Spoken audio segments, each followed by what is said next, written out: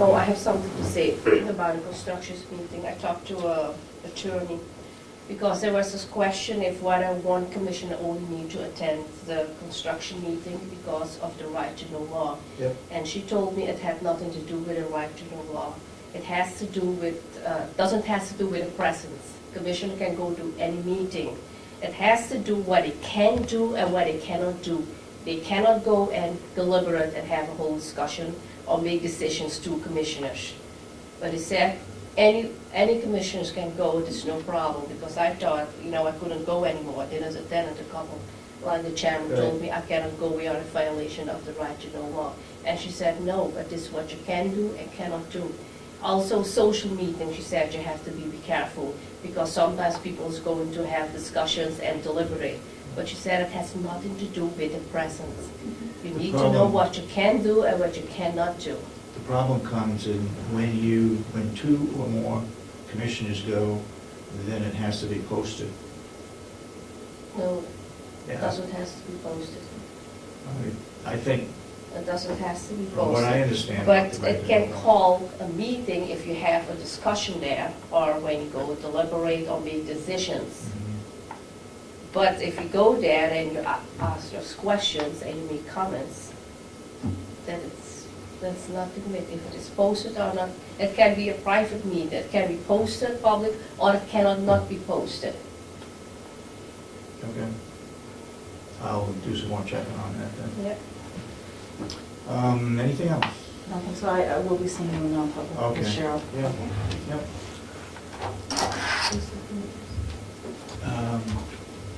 No, we don't have to go to this, but another item, as regards to site plan review, we are in the process of constructing an impound yard, and the site plan review is calling it an evidence holding lot. There is a public hearing on March 15th at the Ossipee Town Hall at 7 o'clock. It's strictly for information only. It's not a case where there's any approval that is given.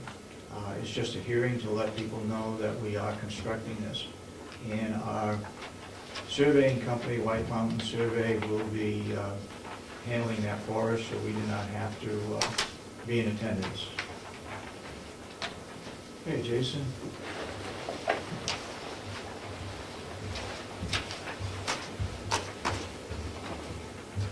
Morning. Good morning.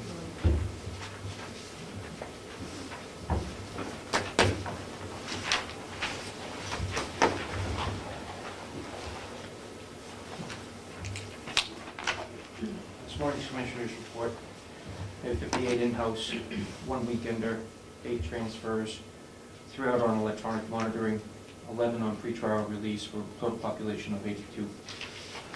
Took in 22 inmates last week, 8 were repeaters and released 20 of them. Repeater charges, 1 came in for violation of probation parole, booked 11 times in 7 years. 1 for unlawful possession of alcohol, booked 9 times in 3 years. 1 for criminal threatening, booked 2 times this year. 1 for criminal mischief, reckless conduct times 2, booked 3 times in 2 years. 1 for habitual offender, booked 3 times in 5 years. 1 for willful concealment, booked 2 times in 2 years. 1 for disorderly conduct and PC, booked 12 times in 16 years. And 1 for failure to appear in court, booked 2 times in 3 years. The department's been taking out 3 inmates per day, and they have 12 available. The next portion of the Commissioners' meeting is my reflections on Monday's meeting with the delegation. I'd like to address the comments made by Representative Umberger during the budget with regards to the inefficient Department of Corrections.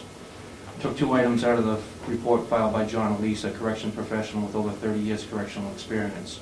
This is what he said in his report. The Carroll County facility was found to be clean, orderly, and staffed with an excellent cadre of professional officers. The administrators of the facility have made significant changes to the management style of the center, working to improve their professional credentials, as well as those that I'm going to step back, I skipped my line. The administrators of the facility have made significant changes to the management style of the center, and are working to improve their professional credentials as well as those of their supervisory personnel. An adult detention center is a complex and highly specialized operation that requires a full understanding of the legal, ethical, and moral responsibilities associated with the deprivation of human freedom. Although communities rather spend scarce resources on services such as parks, libraries, and law enforcement functions, the reality is certain that segments of our population require that they be withdrawn from society for periods of time. The manner in which we treat these individuals is a direct reflection of our humanity towards our fellow citizens. It is imperative that we not only forget that the majority of citizens in Carroll County facility are innocent until proven guilty. In addition, nearly 97% will return to their society after their period of incarceration. It is the responsibility of a civilized society to ensure that the event of incarceration does not further a life of deviant behavior. In a litigious society such as ours, communities cannot afford to ignore professional standards and practices. Also, I'd like to point out that and not to discredit the sheriff or their abilities in their services to their community, but their combined budget is $2.5 million. My budget is 3.2. I house 50 to 60 inmates in that facility 365 days a year, 24 hours a day. So to describe me as inefficient, or to describe the function of the facility as inefficient, I think is just irreparable, okay? I'd also like to point out that the most negative findings of Mr. Elise's report require the action on part of the delegation because funds are needed to address security issues at the facility. The delegation uses the crutch of bad economic times for reasons for not adequately funding the facility. Based on a report by the Department of Labor, New Hampshire ranks 4th in the United States for unemployment with a rate of 5.6% compared to the national average of 9.4%. New Hampshire and Vermont have the unemployment rates between 5.0 and 5.9% compared to the rest of New England with an unemployment rate of 7.0 to 9.9%. Specifically, Carroll County is tied with Stratford and Sullivan counties having an unemployment rate of 6.1%, which is 3rd lowest in the state. Grafton has a current unemployment statistic of 5.5, and Merrimack and Cheshire have 5.8. And these were standards based on reports submitted December 2010, so they're not too old. In response to Representative Smith's stance on inmate programs, according to research conducted, each year between 600 and 700,000 inmates return to their communities lacking job education needed to avoid repeating offending. Fewer than half of all newly released inmates manage to stay out of trouble during their first 3 years of freedom, according to the Almanac of Social Policy.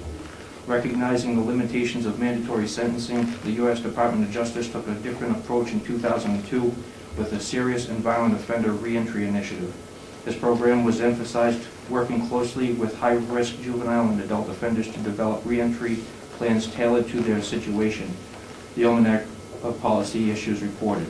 Inmates receive drug rehabilitation, drug training, and other programs needed to improve their prospects. Returning offenders were matched with relevant social services in their network areas.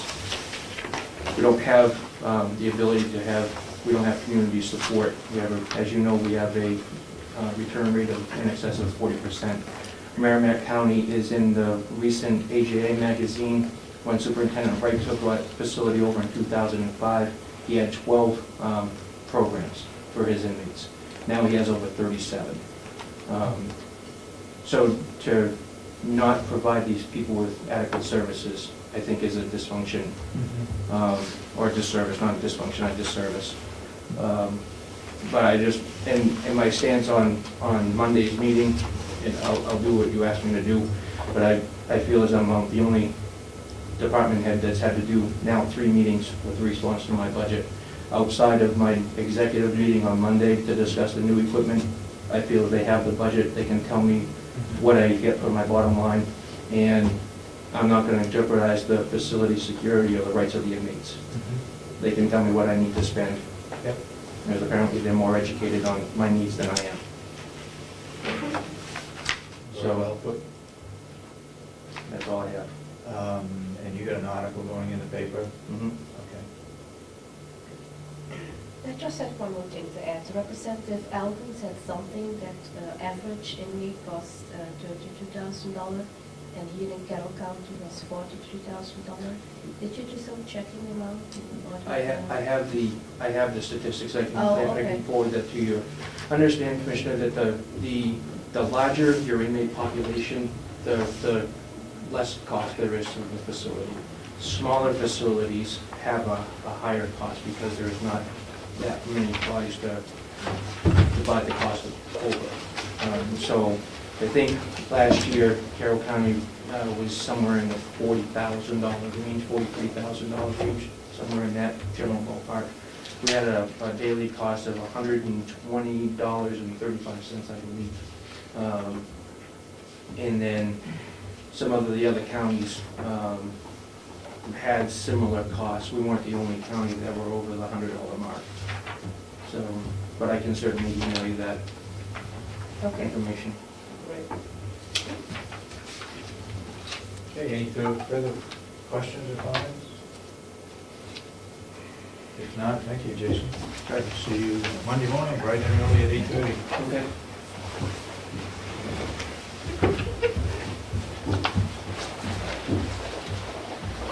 Captain, you're on. Good morning, sir. How are you?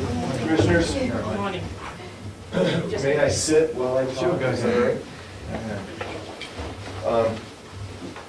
I'm here with Carroll, the director of the Carroll County Coalition for Public Health, and we're here for 2 or 3 different items. Okay. The first that I'll speak to would be the location of the 2 storage trailers that belong to the Coalition for Public Health. And that is a 6x12 trailer and a 7x16 trailer. So they're about the size of a snowmobile trailer, small utility trailer. I believe they're both white in color. Silver and white. And we've run into an issue because to have a location for those 2 trailers is very difficult. They're filled with medical supplies and supplies that would be used in the event of some type of disaster or an emergency. And right now, they're stored at a fire station in a parking lot. And because this is the Carroll County Coalition for Public Health, we would like to ask the commissioners for permission to keep those 2 trailers in the parking lot here at the administration building. That way they can be deployed anywhere in the county if there's an incident. They're small enough that they really shouldn't be in the way that much. They take up approximately 2 parking spaces if they were parked in the back of the lot. I don't think Will would have any problem plowing around them. We would still be able to get to them in the winter.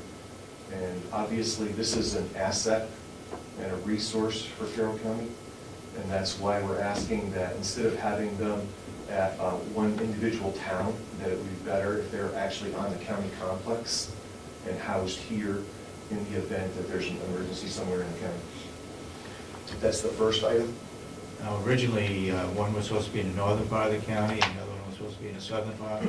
But you ran into problems, and And one of the problems, if I may, one of the problems that we ran into is the towns, the individual towns don't want to take on the responsibility of a county project and a county piece of property. It would be similar to if Will wanted to park his truck at the Ospey fire station, then they feel that they would be responsible for something if it happened to that vehicle. And that the town selectmen have all offered that concern. So that's why we're coming to the commissioners to see. who picks up the liability in case something happens to the medications that are in there? There's no medications, it's actually cots and gloves and masks and some medical equipment, bedding, linens, toiletries, things like that. So the coalition would be happy to pay the additional cost of insuring